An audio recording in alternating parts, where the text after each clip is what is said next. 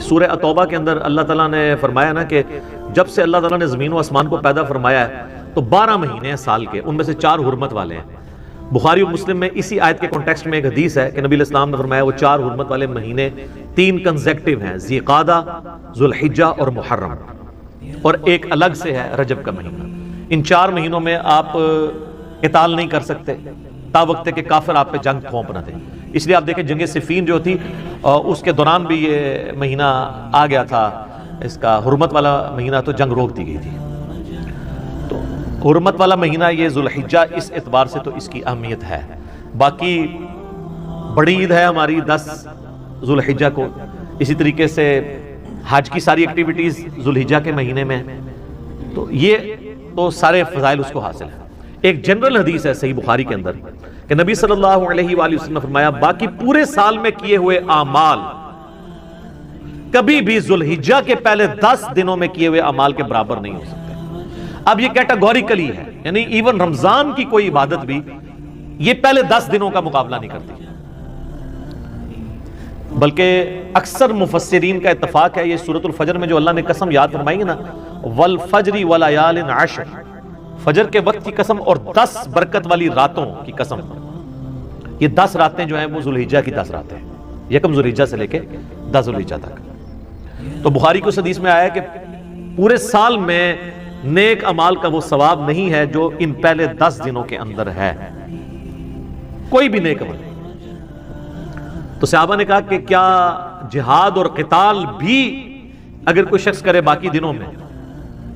تو اس سے بھی یہ 10 دن کا عمل بڑھ جاتا ہے؟ تو آپ نے فرمایا کہ جہاد اور قتال سے بھی بڑھ کے اس 10 دنوں کے اندر عبادت کرنے کا ثواب ہے، سوائے ایک ایکسیپشن کے ساتھ کہ کوئی شخص اللہ کی راہ میں جہاد اور قتال کے لیے جائے اپنا مال اور جان لے کر، اور واپسی پہ نہ اس کی جان بچے نہ مال بچے، یعنی سب کچھ لٹا کے آ جائے نا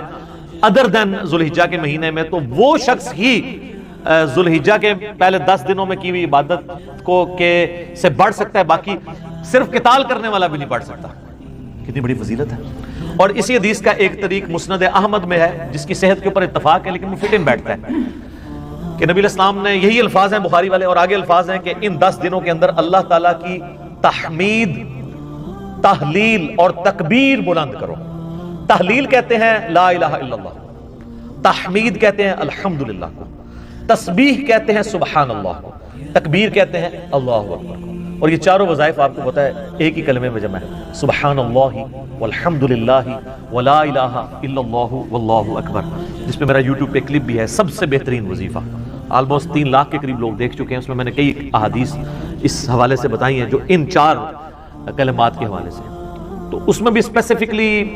تکبیر کا ذکر آتا ہے۔ سورۃ البقرہ میں حج کا ذکر بھی آئے گا تو آپ کو آئے گا تکبیر بلند کرو۔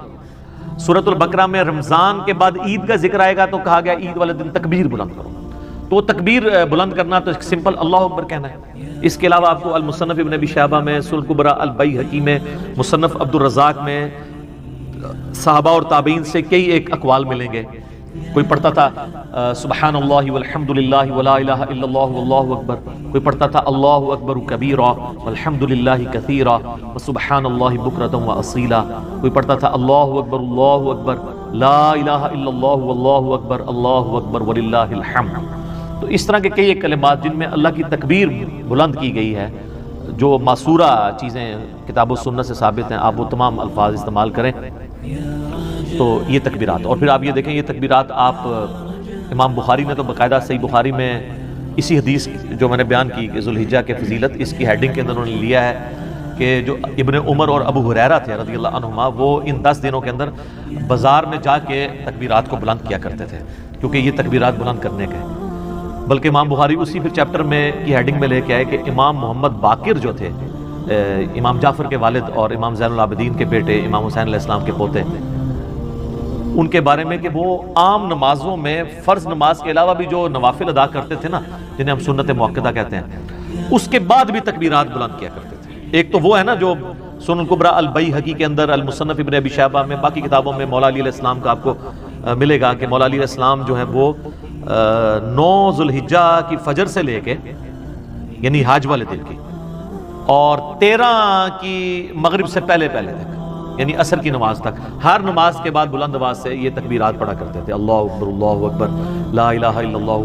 اللہ اکبر وللہ الحمد، جو اہل سنت اہل تشیع کے ہاں کامن ہے، اور الفاظ سے بھی آپ پڑھ سکتے ہیں۔ تو یہ تکبیرات خاصہ ہیں، فرض کے بعد بھی ہیں، نوافل کے بعد بھی آپ پڑھ سکتے ہیں۔ اور اس میں جو عام سنت اذکار ہے نا، جس طرح سلام پھیرتے ہی ہم پڑھتے ہیں اللہ اکبر، استغفر اللہ استغفر اللہ استغفر اللہ، اللہم انت السلام و منک السلام تبارک یا ذا الجلال والاکرام، وہ آپ نے اپنی جگہ پڑھنا ہے۔ اس میں بھی آپ دیکھ لیں تکبیر پہلی بلند ہو رہی ہے، اس میں بھی تکبیر آ رہی ہے اللہ اکبر۔ تو تکبیر کے جتنے بھی الفاظ ہیں نا وہ سب کے سب یعنی اس کا خاصہ ہے ان دنوں میں، جو ان کو اس میں جو قرآن حکیم میں سورۃ البقرہ میں ایام معدودات کہا گیا ہے، یعنی گنتی کے امپورٹنٹ دن، اور ان میں بھی اسپیسیفکلی ایام تشریق ہیں، ایام النہر ہیں، اور حج کا دن، یعنی 9 ذی الحجہ حج کا دن، 10 ذی الحجہ عید کا دن جو یوم النہر بھی ہے، پھر 11 اور 12 بھی، اور 11 12 13 جو ہے انہیں ایام تشریق بھی کہتے ہیں۔ تشریق ہوتا تھا کہ وہ پرانے زمانے میں تو آپ کو پتہ ہے فریج اور برف نہیں ہوتی تھی، تو